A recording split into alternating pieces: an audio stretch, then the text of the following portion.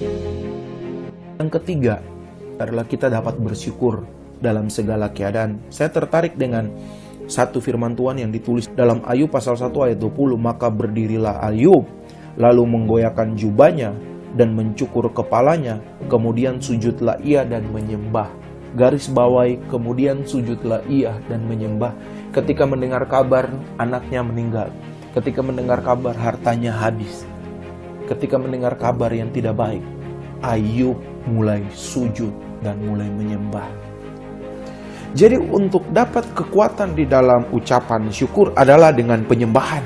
Saat kita mengalami kesulitan, sama seperti saat Ayub mengalami kesulitan, Ayub memilih untuk menyembah Tuhan. Sebab Ayub tahu ada kekuatan yang luar biasa saat dia mulai menyembah Tuhan. Yang tadinya dia mendengar kabar itu menggoncangkan hatinya. Tetapi dia tahu saat dia menyembah Tuhan, Tuhan yang akan berkuasa atas hatinya yang lagi goncang. Tuhan yang akan menguasai hati Ayub, sehingga Ayub tidak berputus asa dengan apa yang sedang terjadi dalam kehidupannya. Saudara ingat, waktu Tuhan Yesus berpuasa 40 hari, di situ iblis mulai datang mencobai Tuhan Yesus. Ada salah satu hal yang iblis minta dari Tuhan Yesus, yaitu iblis berkata, engkau harus menyembah aku. Saudara, iblis tahu betapa pentingnya penyembahan itu, sehingga ketika dia mencoba Yesus, dia mencari penyembahan dari hidup Yesus. Saat kita menyembah, keadaan kita tidak akan berubah dari yang tidak baik lalu terus menjadi baik. Tidak.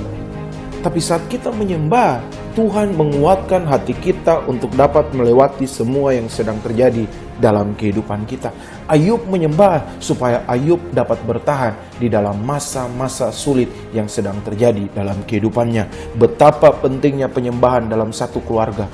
Oleh sebab itu, mari ajak keluargamu untuk menyembah Tuhan. Ajak anak-anakmu untuk suka menyembah Tuhan. Sebab Allah bertakhta di atas pujian dan penyembahan orang-orang yang percaya. Bagaimana Allah bertakhta? Yaitu saat kita mulai menyembah. Allah turut bekerja mendatangkan kebaikan dalam setiap kehidupan kita saat kita mulai menyembah Tuhan dalam kehidupan ini. 1 Tesalonika 5 ayatnya yang ke-18.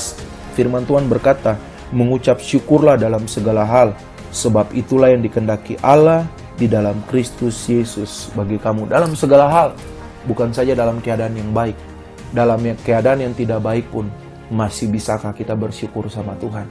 Saat kamu mendengar kabar yang tidak baik, saat kamu mendengar kabar-kabar yang menggoncangkan imanmu, mari tetap belajar bersyukur sama Tuhan. Jangan bersungut-sungut, jangan mengeluh dengan apa yang sedang terjadi, tapi belajar mengucap syukur dalam kehidupanmu kepada Tuhan. Haleluya.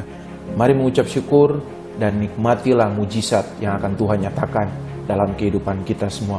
Haleluya, Tuhan memberkati kita.